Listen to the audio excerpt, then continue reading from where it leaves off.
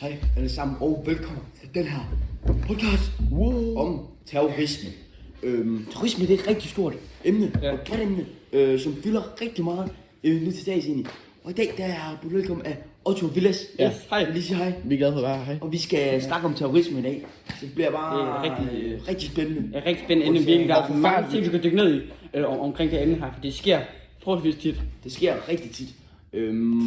Og også bare terrorisme, det er så et bredt begreb, fordi du kan bare, det er sådan, definere det, hvordan definerer du det, fordi terrorisme det er defineret på en måde, men der er mange, der ser det som, hvis du går ind og dræber folk, det er terrorisme. Men terrorisme, det er når det, der definerer terrorisme, som EU lige også har sagt, det er forsætlige handlinger, hvor dødsfald og massiv ødelæggelse finder sted. Og det var også i 2002, hvor alle medlemslande de blev enige om at formulere den her terrordefinition. Det er super vigtigt det her med, at der er en baggrund bag ved terrorisme, ellers er det ligesom ikke terrorisme. Fordi det er det hele definitionen næsten er på det. Ja. Der er også mange, der i det her skyderi, der var i Fields i København for et par måneder siden, eller helt huske, når det var. Der var nogen, der mente, det var terrorisme. Ja. Men det vil jeg ikke mene, der var, for jeg synes ikke, der var noget religiøst eller politisk eller stats. Og der vil jeg også bare sige, at så kan det godt være, at folk siger, at folk er ekstra meget ops på det, når det er muslimer, der begår terrorisme. Og så siger de, men jeg synes slet ikke, det er sådan, fordi i Fields, der sagde de, at da folk hørte, at det var muslim, der mente de, at folk åbenbart mente, at det så var terrorisme. Men det synes jeg slet ikke, der var noget. Jeg synes, det er sejt, at folk har sådan... Men det var ikke en muslimske Fields. Det var det ikke, men det var der folk, der sådan hørte jo om. Det var jo trods alt bare en etnisk dansk. Folk meget sådan med det og online og sådan noget, så jeg synes, der er mange sådan fordomme og sådan noget. Men jeg synes klart, at det er jo ikke, man skal jo terrorisme, det er jo, når der er en formål bag det. Ja. Og han var nok også lidt syg.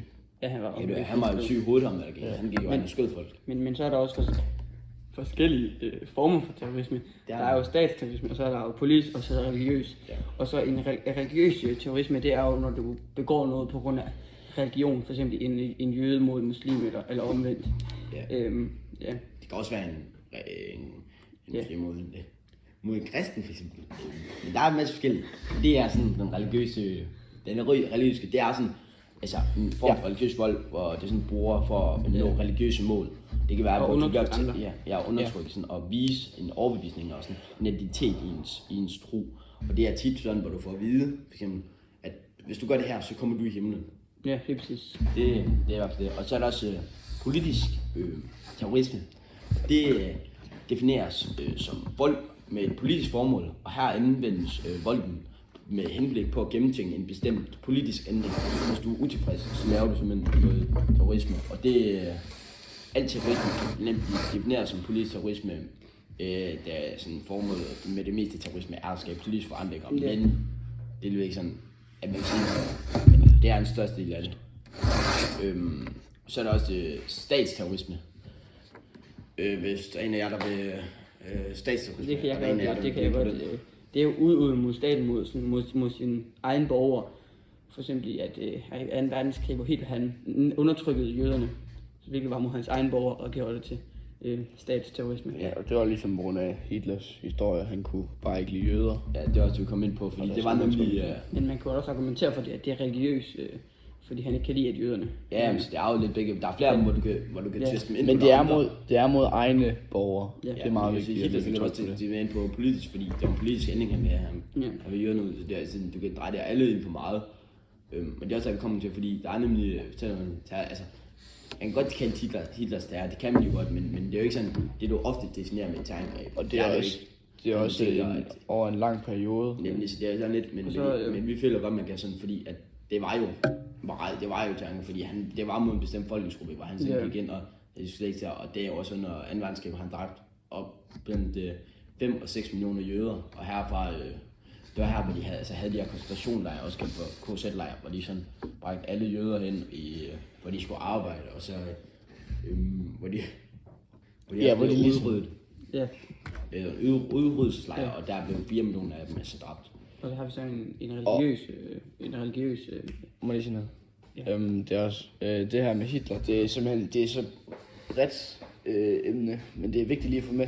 Ja. For ligesom at sige, et terrorangreb, det er ofte noget, der sker hurtigt. Det kan også være sådan her. Men det kan også være sådan her, hvor der ligesom er mange år med mange forskellige mord. Men altså, ja, men det var Tyskland, der var noget verdenskrig, så Krudttønden var der jo også, som et terrorangreb, som jeg synes er et virkelig spændende terrorangreb. Du fortæller lidt om den også. Ja, okay. Ja, men Krudttønden, det er en café, som ligger i København. Og ja, det var et terrorangreb, hvor der var 3 dødsfald. Hvor en blev skudt ved Krudttønden, og så var det en ved Krystalvej, og så det sidste mord, det var på Svanevej. Ja, og her ved Krystalvej, det var jo der, hvor der lå en synagoge. Ja. Det var der var sådan en, det var ikke en jøde, der blev skudt, men jeg er ret sikker på, det var en vagt, der beskyttede derinde, der blev skudt. Ja, og det var en mand, der hedder Omar El-Hussein. Ja, det er lidt svært at udtale. Han havde gjort det egentlig mest på grund af hans had mod jøder. Og det foregik jo. Der var 2 mord lørdagen, og så var der et mord om søndagen. Så det foregik over 2 dage. Ja, det er spændende. Og det foregik i februar 2015 i København. Ja, og der var i alt 3 dødsfald, som sagt. Ja. Og så et politisk terrorangreb, det kan man jo tage som hvad hedder det nu, som 9/11. For eksempel, det har mange hørt om, for det er nok det største terrorangreb, der nogensinde har været. Fordi, hvor det var, at Al-Qaida, de kabrede 4 fly, 2 af dem fløj ind i World Trade Center, og så en af dem styrtede ned på en mark heldigvis. Og så den sidste var i Pantagora,